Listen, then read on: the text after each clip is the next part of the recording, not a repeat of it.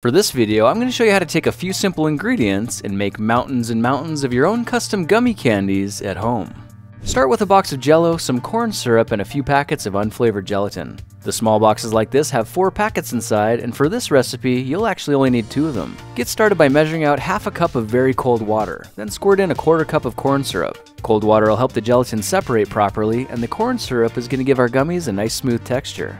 Now we need the corn syrup fully dissolved, so give it a good stirring until the water turns completely clear. Then go ahead and pour the sugary liquid into a pot, but don't turn on the stove just yet. I'll show you what happens if you do in just a minute. Go ahead and add both packets of unflavored gelatin to the pot, then pour in the entire packet of Jell-O. Now it's going to take a minute or 2 for the gelatin to absorb into the water, but take your time and be patient so you don't make a mess, and keep stirring it slowly until you can see all the gelatin is mixed in.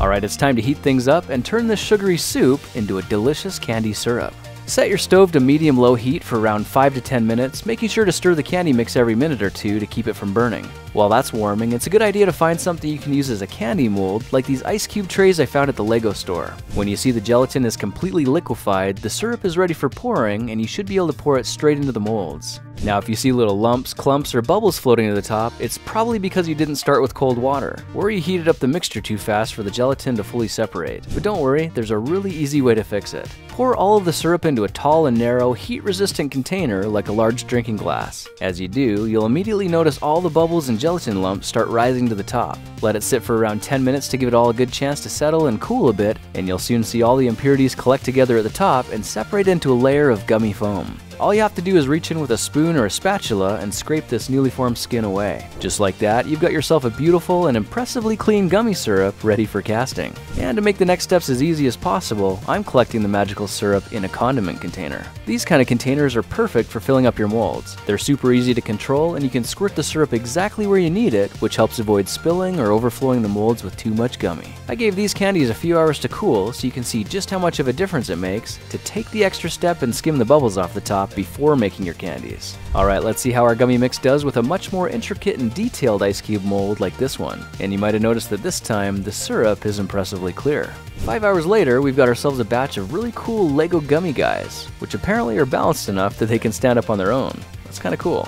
Now just for fun, I made a silicone mold from actual LEGO bricks and a 2-part silicone mix from a special effects supply store. Now you should know that when the syrup cools down, it's going to shrink a little. So to compensate for that, try filling the molds just a tiny bit higher than the top. For one finishing touch, I got a clean LEGO base plate and brushed it lightly with vegetable oil, then carefully placed it down on top of the mold. You can see the edges have little dimples to help keep all the studs perfectly aligned, so all it needs now is something like a heavy book to give it some weight and hold it in place. I let these ones cool on the counter for around 6 hours, and you can see that if we carefully remove the base plate now, our little LEGO gummies have small divots on the bottom, which means they're connectable. Let's take one of the bricks out of the mold and take a good look up close. You can see there's a surprising amount of detail captured in the gummy snack, and they're not sticky at all, but actually quite firm, and they smell delicious. Alright, let's take this idea to the next level with different colors and different flavors. I tripled the recipes and made 7 different batches, then let them cool overnight so they'd all be crystal clear. Now if you try doing this yourself, you might find that getting them out of the cups is pretty tricky. When you do get them out though, you'll have a gob of gummy that's way too big to eat on its own, but that's okay because what we're really after here is the white layer of gummy foam at the top.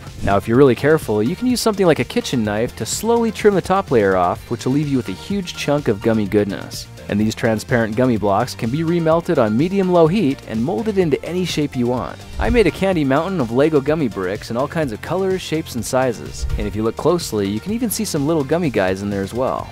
In keeping with the LEGO theme, I went back to the store and picked up a bunch of containers just so I could have a unique place to store my custom candies. The best part is, if you snap on the lid and keep them in the fridge, they can stay good for up to a month. Now since the gummies are interlocking, you might be wondering if you can build things with them as well. The answer is yes, as long as you can resist the temptation to snack on them first. For one last experiment, try finding a handful of chewable vitamin C tablets and powderize them in a blender for about 30 seconds. I used 8 tablets or 4,000 milligrams for this batch, and when you mix the powder into the gummy syrup, you've just made your candies vitamin C enriched. Of course, these are a slightly healthier version, but more importantly, it gives them a slightly sour taste, making them even more delicious and extremely addictive. Well, now you know how to use a few simple ingredients to make a bucket full of colorful LEGO gummies that are stackable, snackable, and fun to share. By the way, you don't have to make your gummies into Legos. You can actually make anything you can think of. I converted some of my leftover syrup into an assortment of AA, AAA, and D-cell batteries. Well, that's it for now. If you like this project, perhaps you like some of my others. Check them out at thekingofrandom.com.